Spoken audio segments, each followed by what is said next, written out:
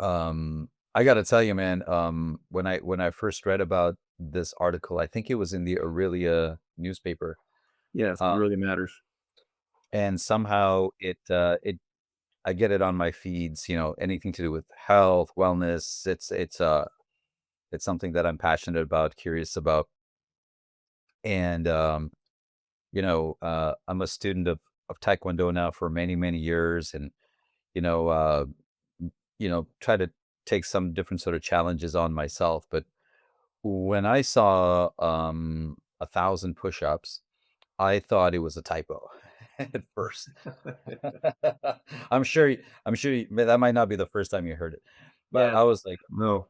Yes, 1,000 no. push-ups.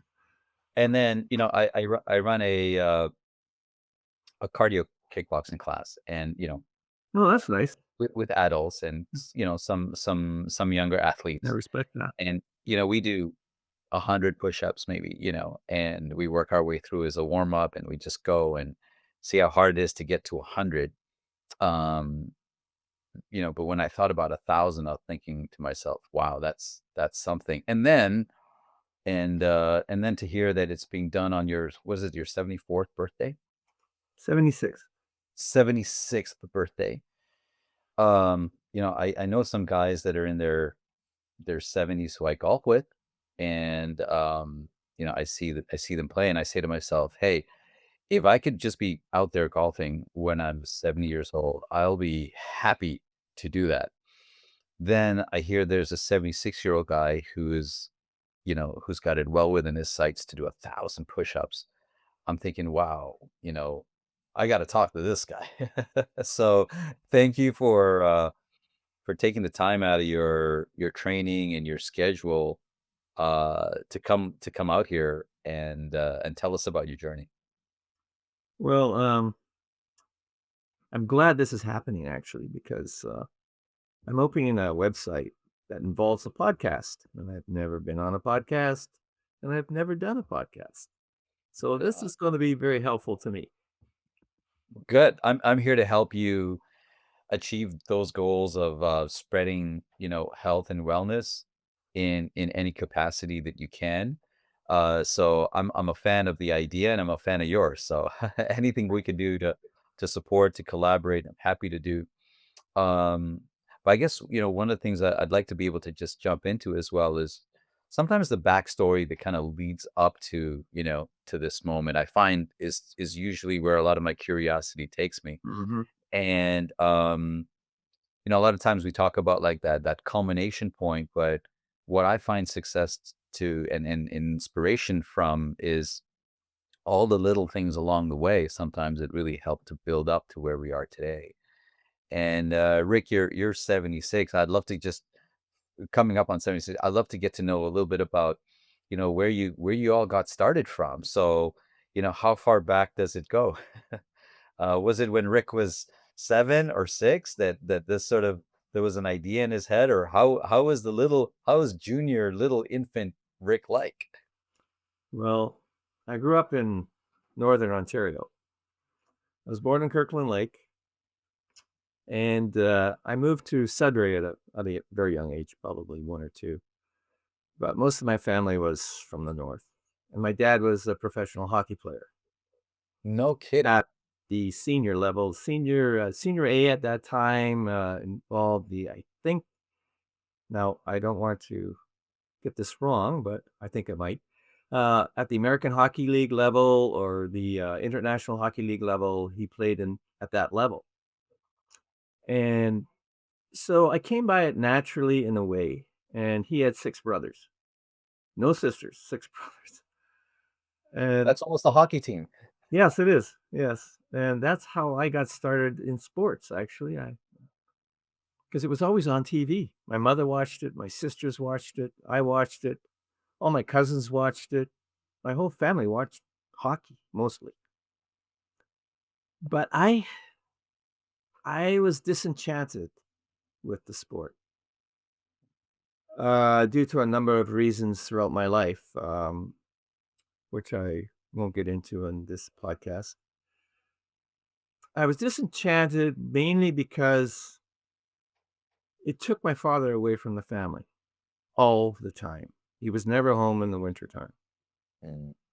And I thought, hmm, I don't really want to do that sort of thing. I would like to stay around my family more because they need a father. And sports was taking him away. So naturally I thought, well, I won't try hockey. I'll play it at a What pardon? number were you amongst your siblings? What number were you? Were you like the I eldest, the was second. youngest? I Okay. was second. I have 3 sisters, Okay. and I was in the middle. No brothers.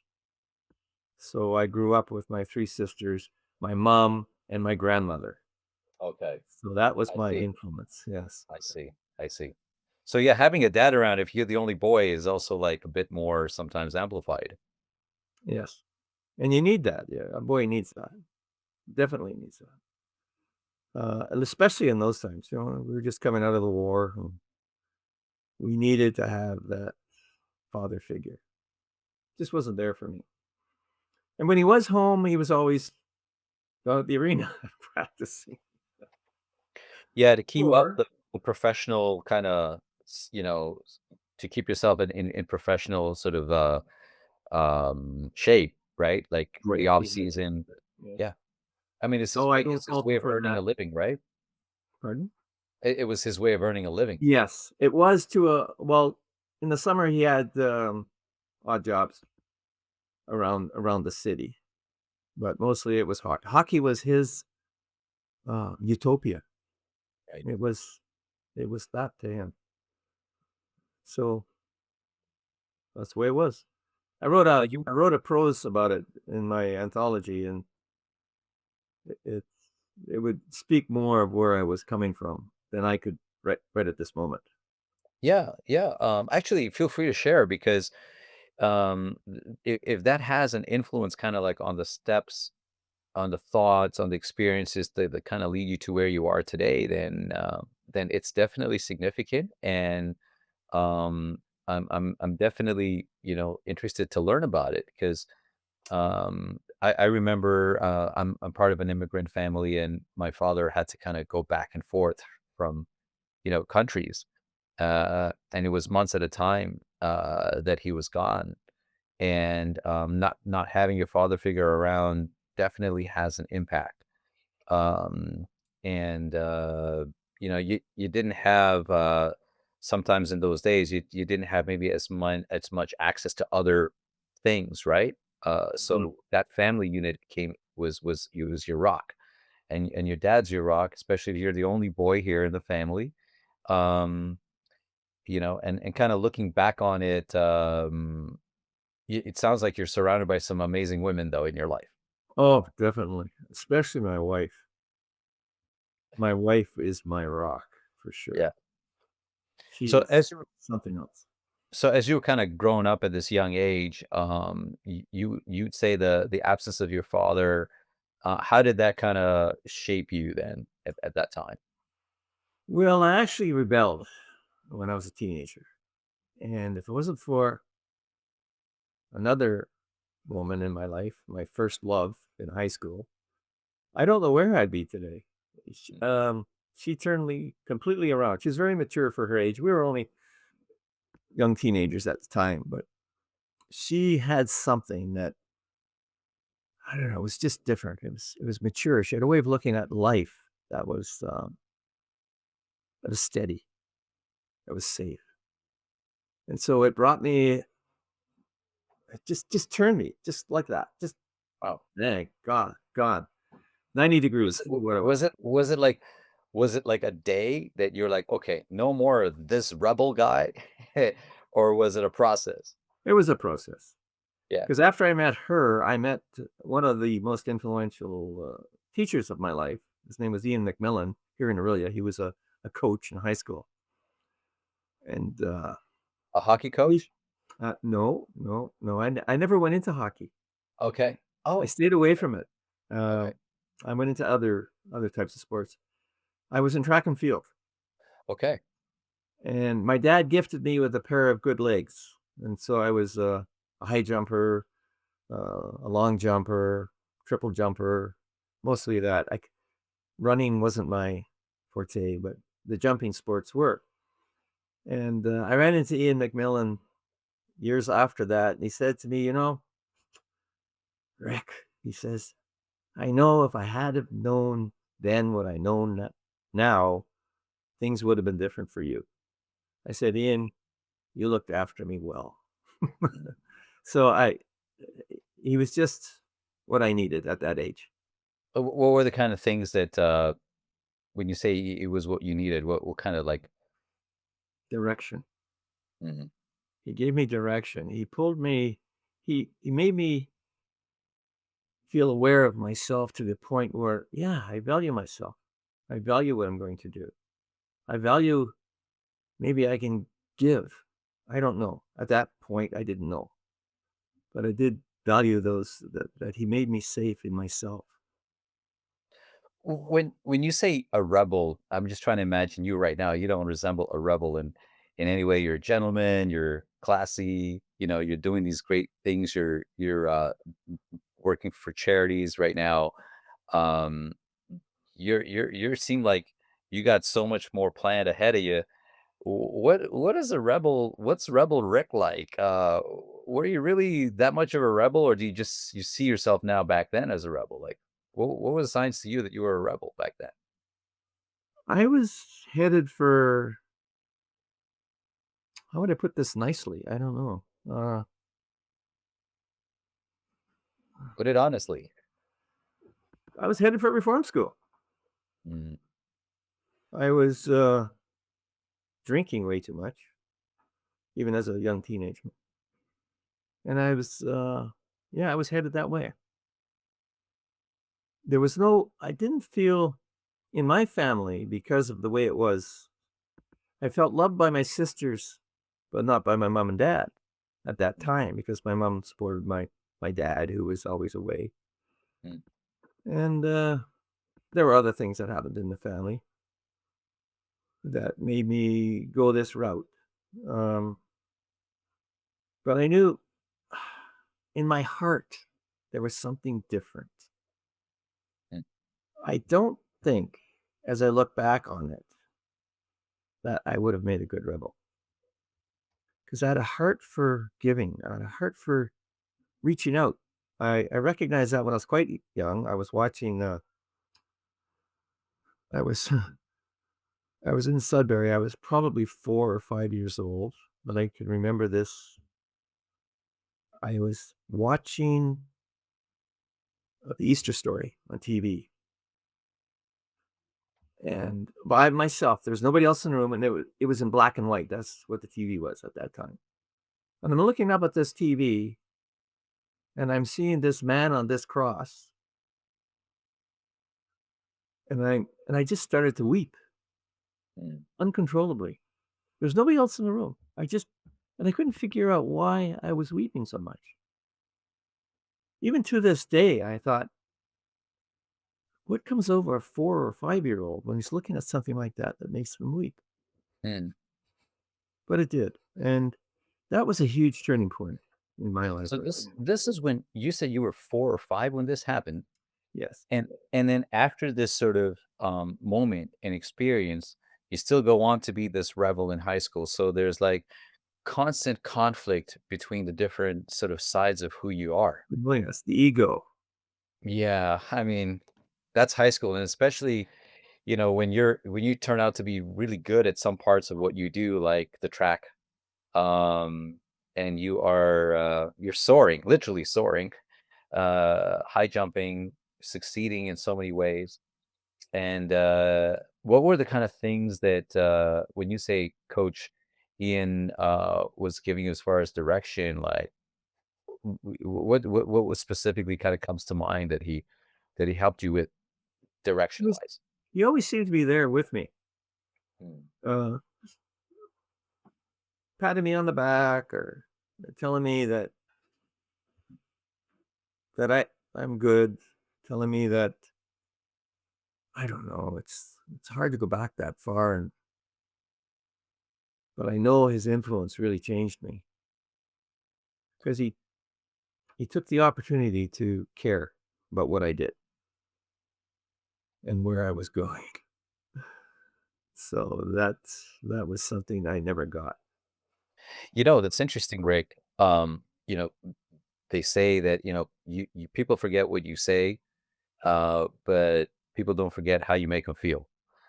And it sounds like that's kind of like your coach right there. I mean, I'm sure she said some things that were very powerful. They followed it up with action, but the feeling is what stuck. Yes. I'm a very kinetic person, more than visual. But I am visual too because I'm an artist too, so I don't I but Amazing. but I feel. I feel what I write, I feel what I draw. Uh, then I write if I do a painting, I'll put prose to it because I feel the painting. I feel the creature in the painting or whatever I'm drawing or painting. Yeah. So that was you back in high school, and you get your direction changed because of a couple of really amazing people that you're fortunate to have come cross paths with. Then there was a Uh, teacher. There was also a teacher that, in a negative way, turned my oh, life around. okay. So I'm in the I'm in English class, and we had a an essay to write for marks on our final exam. So I went home and I produced this essay about a lion, a lion mother, a starving lion mother who's trying to look after herself and her cubs, and a young rhinoceros who she comes upon and tries to take it down. That's all I can remember of the story. I tried to find it later on in my life, but I could not find that story. Anyway, I wrote it. I gave it to my teacher. The next day, I said, I was looking at her, what are my marks? She said, you failed. I said, why? She said, you plagiarized that. I said, what? She said, you plagiarized it. You can't write like that. You couldn't write like that. I said, no, I wrote that. So I felt bad for the moment. And then I thought, wow, I really can write. So that started me on my writing path.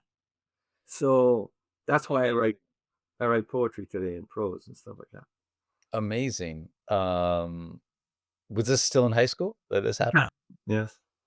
Um, was this around? Would you say after the Coach Ian impact or before? After. Okay, Yeah. because I could just imagine if it was before, and you get failed for doing a great job at something, how you might react. It was I mean, what would Coach Ian tell you, right? yes, yes. So it's amazing how that happened after also, the influence of Coach Ian, not before. Mhm. How like the order of things I find to be like pretty interesting, right? Especially when you look back upon your life and you appreciate it with, for all the gifts and all the blessings that that came upon you. I think even the order of things sometimes is a blessing itself. Like if it had gone in a different order, who knows? Oh, who knows? Yes. Right? So as you kind of like progressed into like the young adult Rick, um, you had the legs going for you. And did you keep up your athletics through your later part of your educational academic career and into your Yes, I got involved in martial arts because I don't wanna sound too vain here, but I was really good with my legs. In fact, my instructor was always on me, always on me, always on me to take it further, take it further, take it further. I said, "No, I don't want to take it further. That's not my way. It's not my path. I just wanna take martial arts for the enjoyment of it." which martial arts did you take? Shorin karate, Okay. and it was with, Gil Goche here in Aurelia, and I admire and respect that man so much for what he taught me. But he wanted me to go into a professional level, and I just didn't want to go there. What I what were saw you what professional sports did to people, and yeah, I've got lots to say about professional sports, but I won't say it on this program.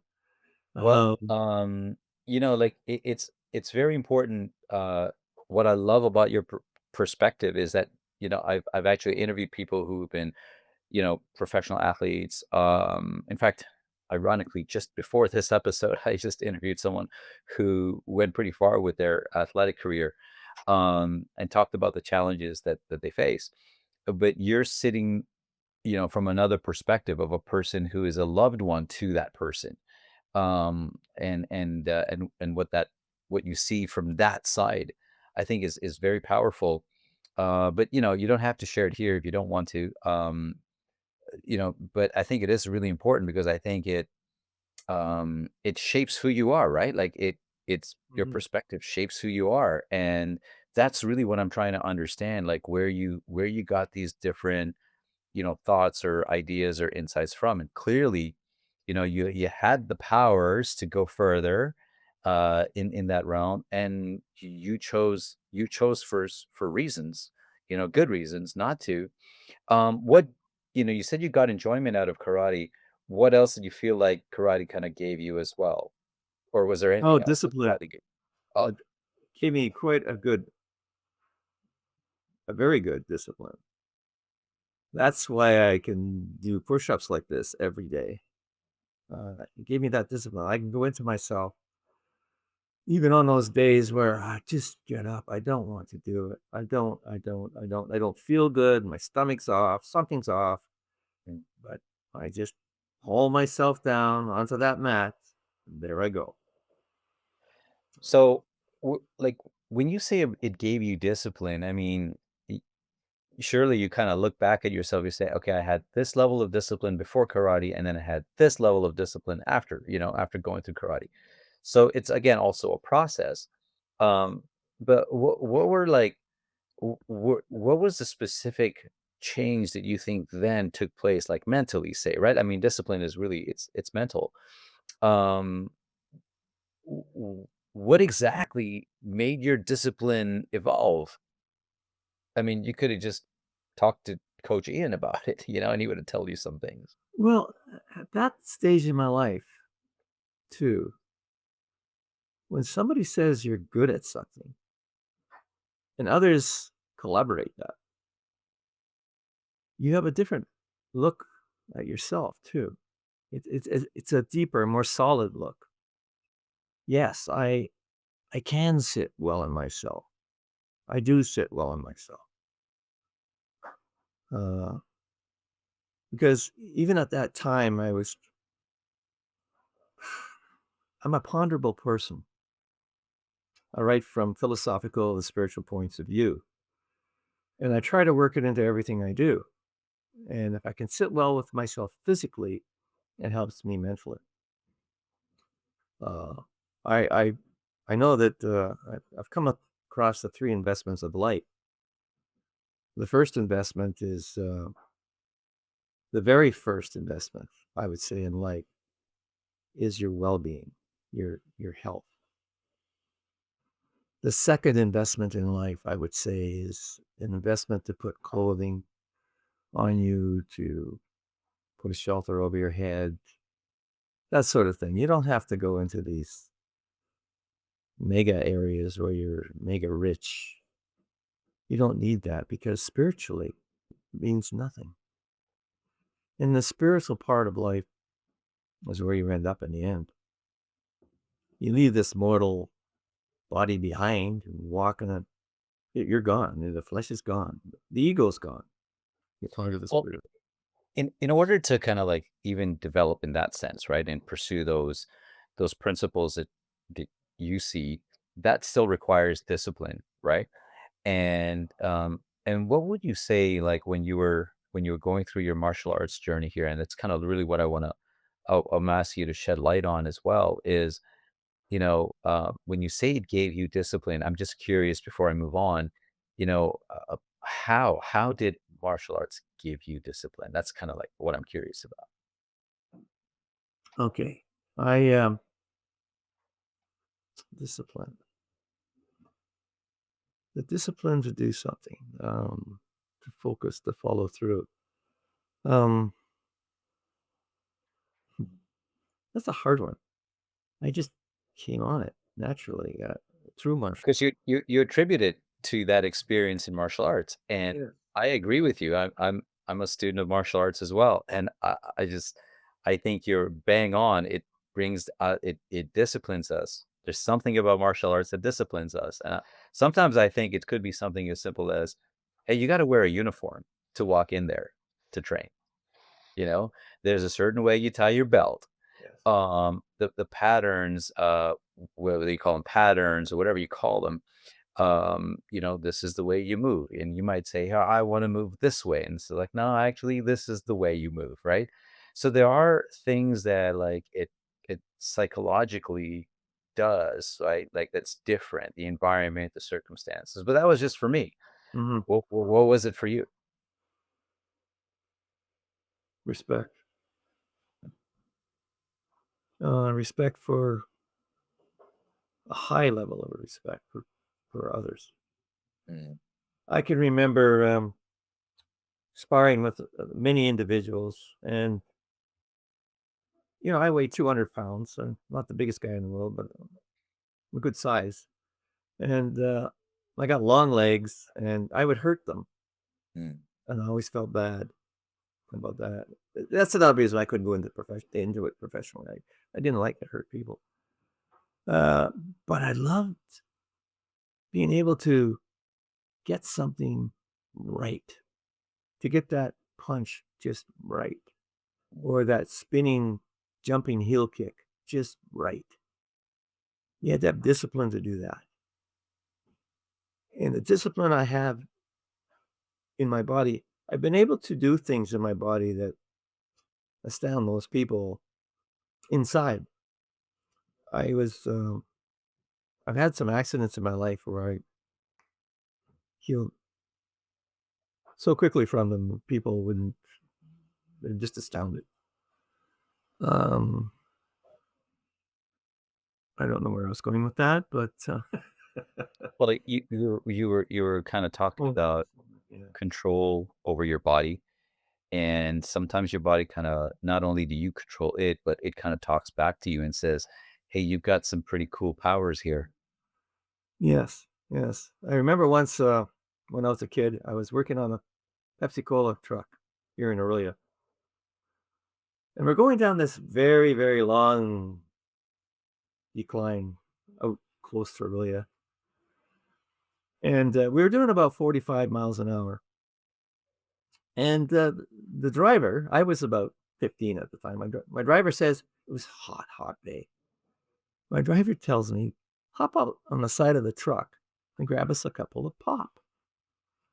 I said, "Okay," because 'cause I'd done it before. While the car's Never had a problem. So I hopped out on the side of the truck, and we're like I said, we're going down this decline about 45 miles an hour. I reached up to grab a couple of pop, and I grabbed, what they called a rider shell, a rider case. What that does, it rides on the top of the bottles. It doesn't fit, doesn't sit inside the other case. And I said, "Oh, no." I grabbed it like this, and it was full of quart bottles, full of pop. I was going back off the truck like this, and I threw it ahead so it wouldn't land on top of me, and I fell off the truck. wow. Well, I bounced. I must have bounced on the on the shoulder of the road, and I ended up in the ditch. I was out cold, completely cold. I looked. He got down to the bottom of that incline and thought to himself, "Where's Rick?" And he looks in his rearview mirror and he sees me crawling out of the ditch halfway up the hill. And because he saw that, he started to laugh hysterically. Not because he thought it was funny, because he couldn't, that it's that laugh. I don't know how to explain that laugh. It's not funny at all. He didn't know what to think, but he was laughing. So I pulled myself out of that ditch and I looked around and I came within maybe a foot of hitting one of those poles that stick up with the wires attached around them. Mhm. I thought that would have ended me. Wow. And I got back in the truck and he said, "How are you?" I said, "Fine." Okay. So we continued on with the day's work. And I thought, wow, nothing happened. I just bounced around on the shoulder of the road, bounced into the ditch, pulled myself out, went back to work. Things like that happen in my life, throughout my life. I had a couple of other experiences. When I was 66, I had a bout with hyperthyroidism. Now, when you get hyperthyroidism, you've got it for life. This is what I hear anyway. This is what the doctor told me. And you have to go on this medication for the rest of your life. I said to the doctor, I said, okay, what is the medication? And he told me, or she told me. And I said, okay, I'll, I'll, I'll try that. I said, try. I didn't say I didn't say I would do that forever. I just said, and then she said, "It- you will be taking this for the rest of your life, sort of thing. And so I went home to my wife and I looked at her. I said, I'm going to try this for a month, maybe, and see how I feel. So she said, okay.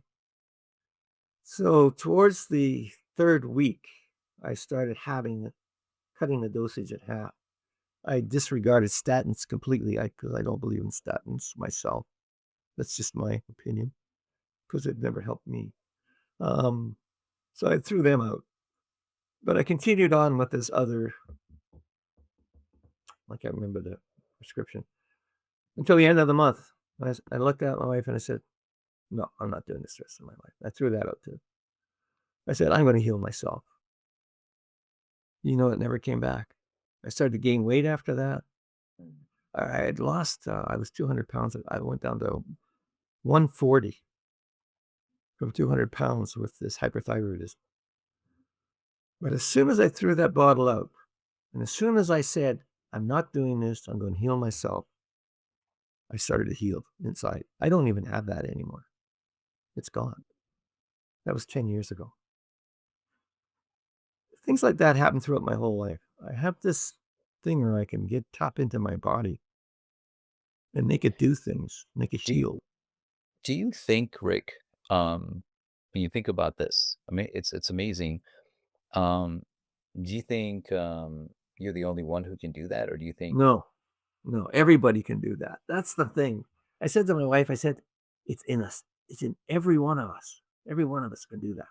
what You what do- what makes you so what makes you so confident to say that? I believe in. Mm. I believe you have it. I believe my wife has it. You just don't believe in it enough to turn it on, I guess is the word. But I I don't know why I believed in it enough to turn it on. Maybe I don't know where that came from, why I'm like that, but I know everybody has it. Sometimes I call it the God particle, for want of a better word, Mm. better phrase, I mean. I call it the God particle. We all have that in us to do that. We all had it. We had it in the beginnings of mankind. We had it. We did it. Has there been a time where you tried to turn it on and it didn't turn on? No, not yet. Not yet. No. And Everything I've what asked do for yeah. has come to me. Um, well, what is it that you think aside from belief makes you so special to be able to turn it on? What do you think Well, I don't believe I'm other special at all. I believe uh, everybody's. well, I mean, I don't mean maybe as so special, but what are you doing especially, I should say, that it's maybe a little bit different than how others are approaching it, belief being one thing. I couldn't agree with you more. I think belief has a lot to do with it. I also do feel the same way as you do in terms of the extraordinary abilities and gifts we have that we just need to allow Unleash. to come out. I Yes. love how you put it. Um, and I also agree with you that you don't really have to be special in any way, that we all have it. So I love your humility when you talk about that. But, you know, other than belief, is there some other sort of Well, ingredient? there is something that you can turn on inside your body that I've managed to do. There's a feeling. It's kind of it's like a rush, a sensation that if you go into almost a meditative state, you can release this sensation, this rush into that point in your body where you need the healing. I've developed it so that I can actually feel the tingling in the area where I want the healing, and it's very, and I combine that with spirituality too. I Where did you think learn that, that? pardon, Where did you learn that? How to do that? my grandmother. Oh, I, I used to watch my grandmother every time she had something wrong. She would put the sign of the cross on it. And I said, "Why do you do that?" She says, "I'm putting Jesus where I need him, where I want him to heal." I said, "Really?" She said, "Yeah." She was in her 70s, 60s, and 70s when unfortunately she died at a young age to me. She was 78 when she died, but probably a product of the time she had to live through. Um, but anyway, she taught me that. I said, "Okay, yeah, I'm gonna work with that." that's powerful. That's very Yeah, powerful. yeah. Um, so it's amazing how you pick up these. I'm starting to understand because I really think in order to do your 1,000 push-ups, and I don't think you're doing it to break any world records. I think there's something more to it for you. I think you're Oh, beyond definitely. like I think you're beyond world records. But I want to get to that part now in terms of like doing push-ups and um, you know, when did you start like getting into doing push-ups or enjoying it or not enjoying it? Was it in the taekwondo I mean, the karate days or No, no. oh, just I did. You turn that off. I did a lot of push-ups, and when I was taking karate, knuckle push-ups, wrist push-ups, flip-flops between knuckle and wrist. I did all those, but it wasn't. When I left karate, I left martial arts in 1994. okay. I did a little bit of other types of martial arts. Just I did a little bit of judo, but I didn't like being on the ground. Mm. I said to my instructor, I said, uh, "I'd like this to be over before I get to the ground." That's why I went into martial arts. Mm. But he said, "Well, sometimes you end up on the ground." I said, "Yeah, I know." Yeah. But anyway, that's another story. That's Um, so so when when did you get into push-ups? When was when, like, you started did you start thinking of it as something like, I wanna do this like any other kind of a goal that you would have? I wanna do 100, 200, 500. Like, when did the interest start building up? Okay, I started looking online at what people do at my age because I was 69 when I got really interested in this. Okay. And what do people do? So I came across a chap named Flavio Coderin or Flavio Coderin. I'm not sure how he pronounces his first name. I think it's Flavio Coderin. He's a Canadian from Montreal. And I was 69, looked at this, and I watched him do push-ups. And I looked at very closely at it, and I thought, that style, I can do that. I know I can do that. So what I'll do is my first goal would be to then right at the end of that cat podcast or whatever it was he had on there, he writes, oh, he did it through Record Setter. But I looked up yesterday in the Book of World Records. I got AI to go into it and have a look at it to try to find out where yesterday I did this. Um, where, if anywhere in that book, it says it states his name and as doing this because Record Center, I think, is a North American. I'm not sure about that. So And he said, "Yeah," AI said, "Yes, his name is mentioned," but I still didn't it didn't show me where, and so even now, I'm wondering about it. But I know it is on Record Setter. So I thought right at the end of his 26 minutes, Record Setter has this little blurb come up that says, "Challenge it, challenge it." I looked at that and I said, "Oh, okay, I will." So I worked the first year, I worked on my technique.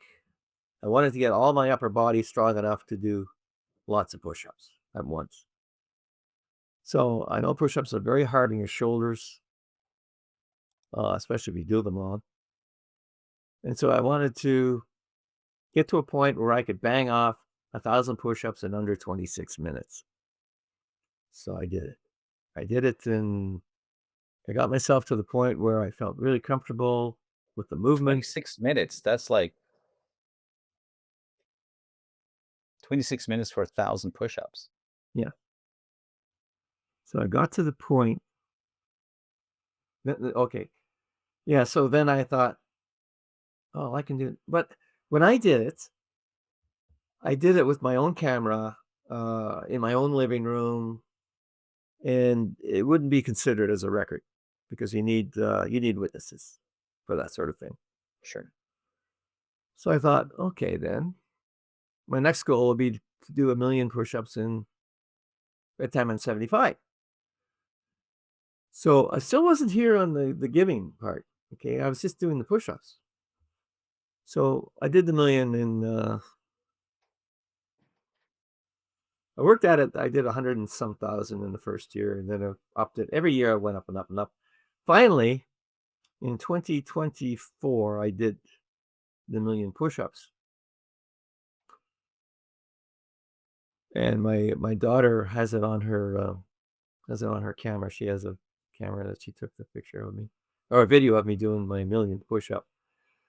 And, I thought, "Okay, now what's my next goal?" Well, to do 1,000,000 push-ups, were you doing 1,000 a day? How many were you doing a day? Well, you have to rest too. You have to put in a couple days of rest. You can't just keep doing repetitive movement without resting some days. The average I got to an average of doing 1,000 a day.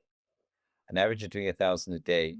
I would do Um, sometimes I do 5,000 in one day. That's very rare. I only did that once. right. But I did a lot of days where I did 2,000 and 3,000 to get my average up. And when you first started on this kinda, challenge, you know, what was your first target that you set for yourself And I think as the far very as first target was to do 1,000,000 push-ups. to do 1,000,000 in how many years? I didn't give myself time Okay. in the very first thought I had just to be able to do 1,000,000 push-ups. I thought that's a pretty big goal. Just doing it. And then when I got started, I thought these are easier than I thought. So I went up to saying I want to do 1,000,000 in 4 years. Okay. Or no, that wasn't it. I wanted to do 1,000,000 by the time I'm 75. That's what it was. And then there was You were 69 at this time. yeah, I was into my 70th year, so to Okay. speak. And then yeah, then I wanted to do this 1,000,000 push-ups. But first I wanted to beat his record before I did the 1,000,000 push-ups. And I wanted to know that I could do it because I was saving that for something at that time. I didn't know what at that time, but I was saving that because I knew that if I could do that, I could use that somewhere. So, So let me get this straight, Rick. yeah. You haven't been into push-ups your whole life up until the age of 69, 7. You were just okay, you did the long jump, you did martial arts, you did judo. There's a gap there of, I don't know, about like, I'm guessing like 30, 40 years, you're staying fit somehow, Oh, yes. you know, I right? forgot to Like, tell you, I had a gym, my own gym in the 80s to probably 1994. But I had so I had that meant I had everything there. I had the equipment. I just when I stopped everything in 1994, I didn't have the gym anymore. I didn't belong to martial arts. I decided to leave all that behind, and just to work out at home because I But had the discipline to do it. at 1994, you're about like, so that's about 30 years ago. So you're 46 at that time, and you just go from having your gym to now just Working kind out of at home. toning it down and just working out of your home environment. Yeah. Yeah, Uh, because I knew I had the discipline to do that. A lot of people can't do that. They can't work out alone. They can do it for a couple of weeks, maybe even a few months, but then they lose interest because they don't have somebody there with them. And yeah. that's tragic. I And find so that. you kind of leaned into your or leveraged your discipline to kind of push yourself. Um, you know, I got a kind of question for you. I'm just thinking here out loud though. I'm going to challenge you on this question because you mentioned earlier on that, with your father not being around, there was certain challenges that you faced as a young man growing up. Um, do you feel though that that might have possibly accelerated your maturity, your self-reliance, because you didn't have the the, um the support, right, that somebody else would have had their father been around, and that ended up becoming, something that also kinda contributed to your independence, and you're not needing somebody to be around you to push you, that you pushed yourself. But I And needed the that. Yes, you are right in a way, but Oh, I you did needed it. that. I needed that. One, I don't know how to see. I needed that push by the women in my life. I needed that. I needed their I needed them to say to me, "It's okay." You know, I needed them. Uh, we need we need that. Men need women, women need men. I always believed that. Yeah. And I always will till the day I die. So that's not. But Well, that's amazing that, it's that you also credit and give credit to people around you who support you, and you acknowledge that support is a big part of being able to shape us, to be able to help us to achieve the things that Mhm. we do achieve. So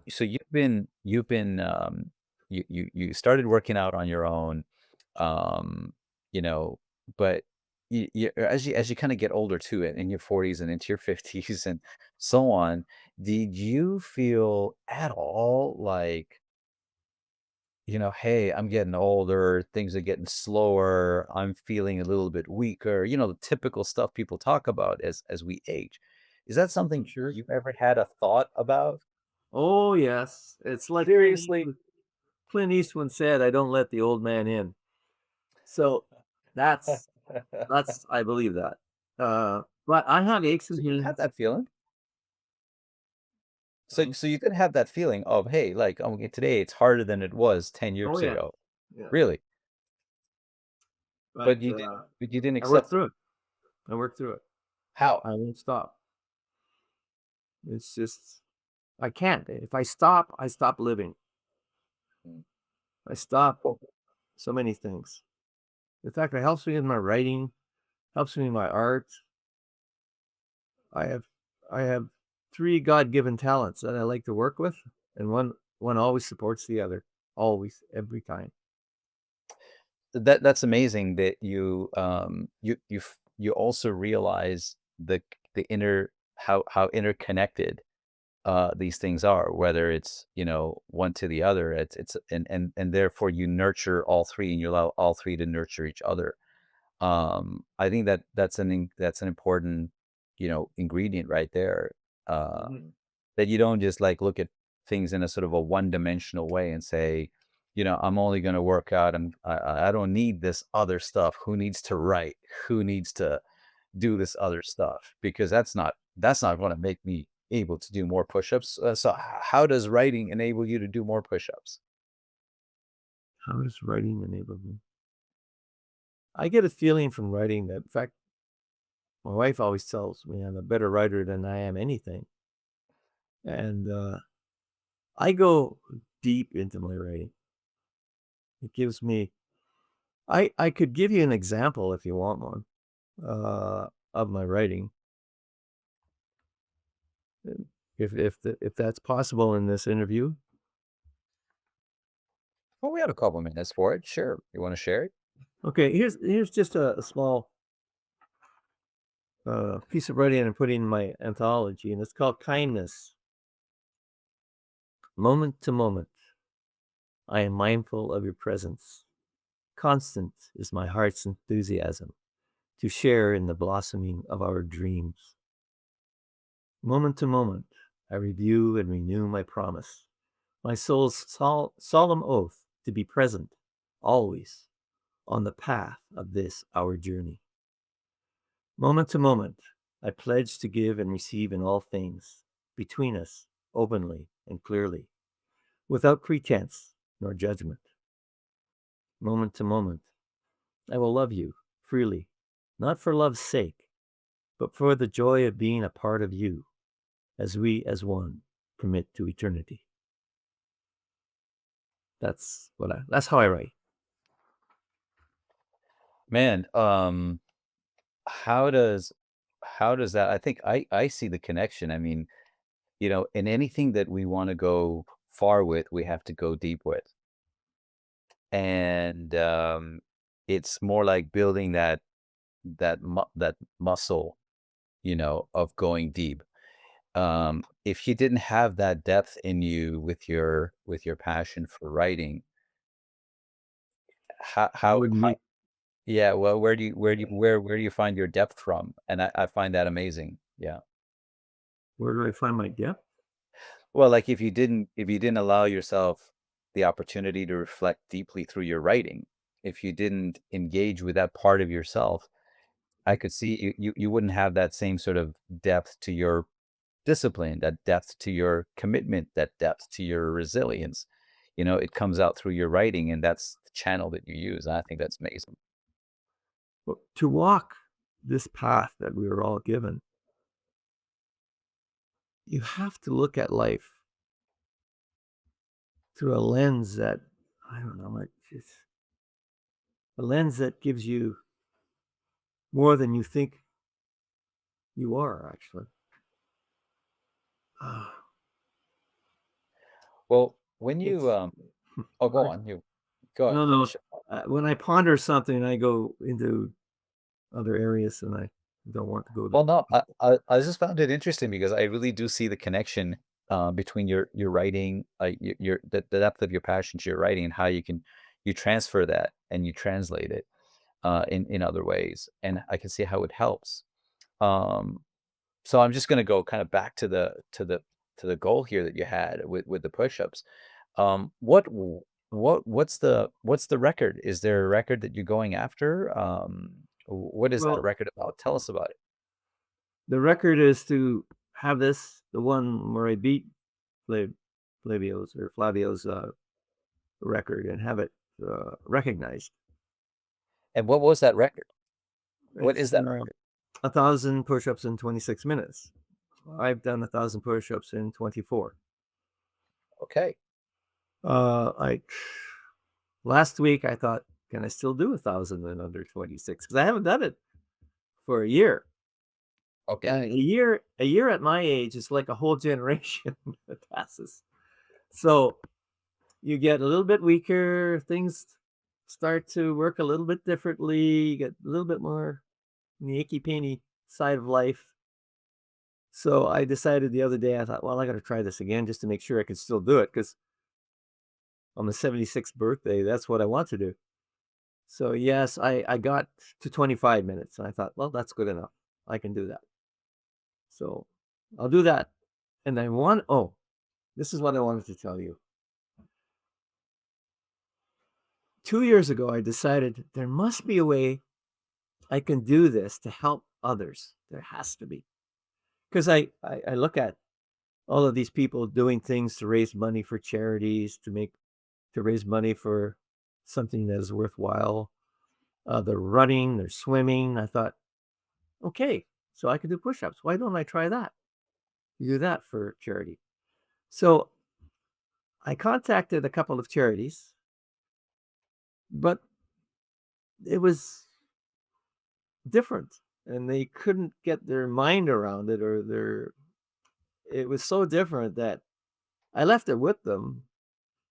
They still couldn't come up with some sort of program or marketing way to get it out there, and I still don't know why, but they couldn't. So here in Aurelia, we have a paper called Aurelia Matters. I thought I gotta do this for I gotta give somehow do this. So I contacted the paper and I said, "Do you know of any charities that would embrace this?" So there was a young reporter called Danielle. Oh God, Pittman, I think. She came. She set up a meeting with me, and she came to the house, and she thought, and she made it, and she. Well, I guess you saw the article in the Really Matters. Yes. So, but I still didn't get a connection to any charity through that until the Lighthouse reached out. They have a young girl in there called her name is um, Megan Bianco, and we got in touch with one another, and they're right on it. They're right behind it. They were right behind it from the start. They got it going. They knew how they were going to do it. They got the fitness people here in Aurelia involved, and we're on our way. So now that they know how it's done and know how to do it, I've contacted these other charities to come and have a look at it so that I could do something with them later. So Do you this is feel what I like want. do you feel like by attaching charity to it, um, it fuels you a little bit more to go after that record?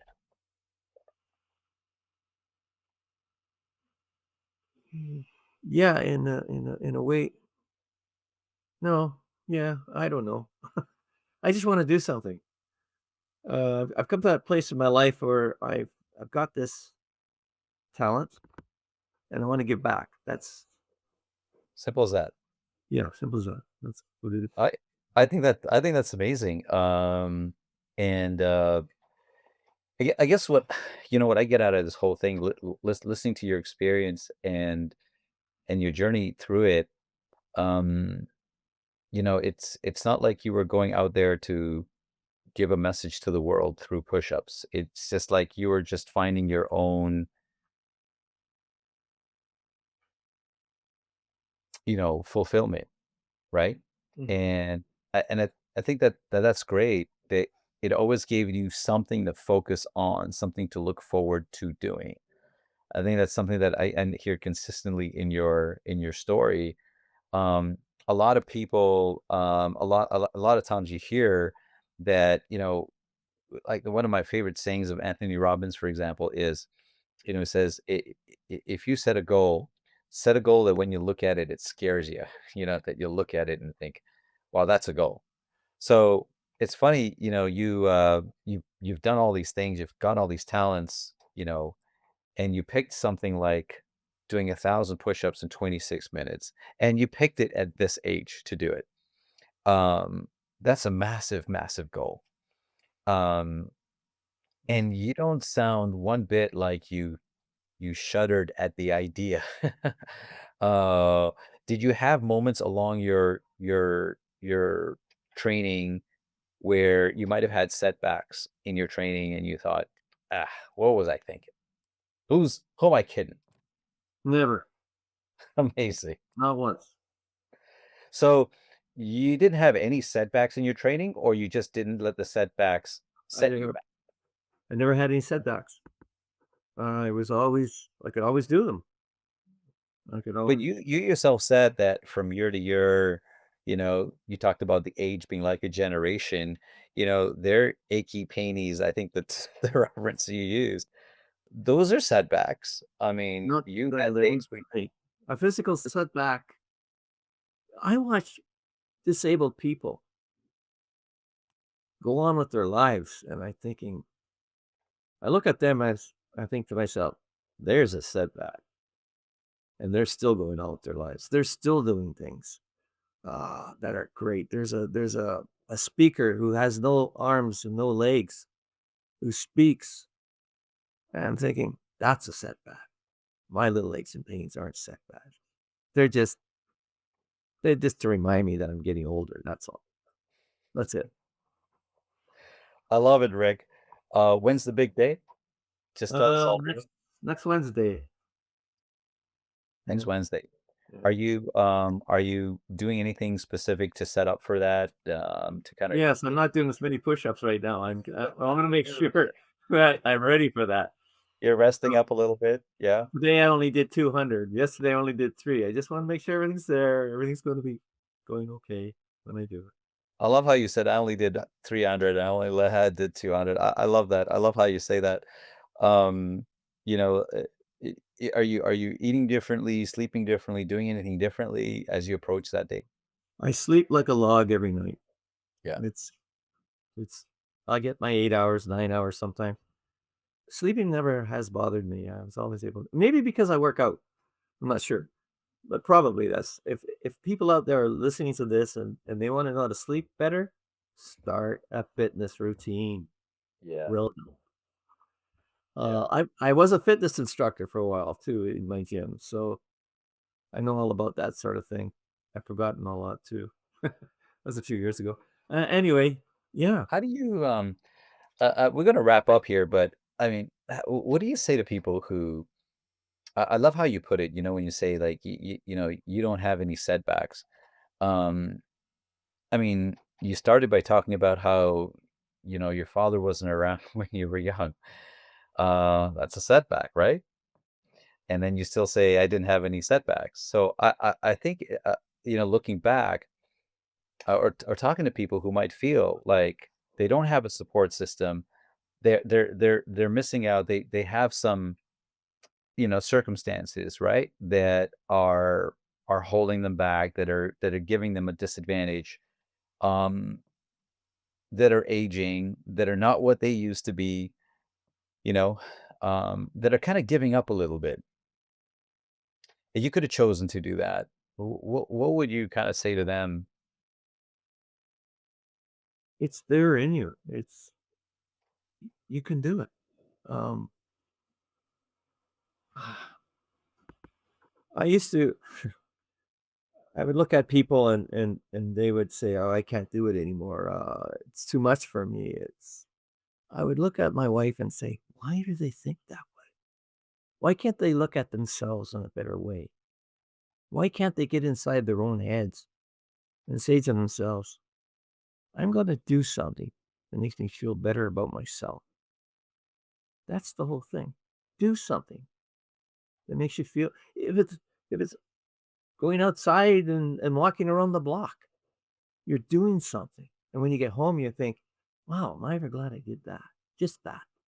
The block could only be, I don't know, a couple of 100 yards. I don't know. But still, it's something. It's a first step. Do a first step. Look at yourself. Give yourself a pat on the back for doing that first step.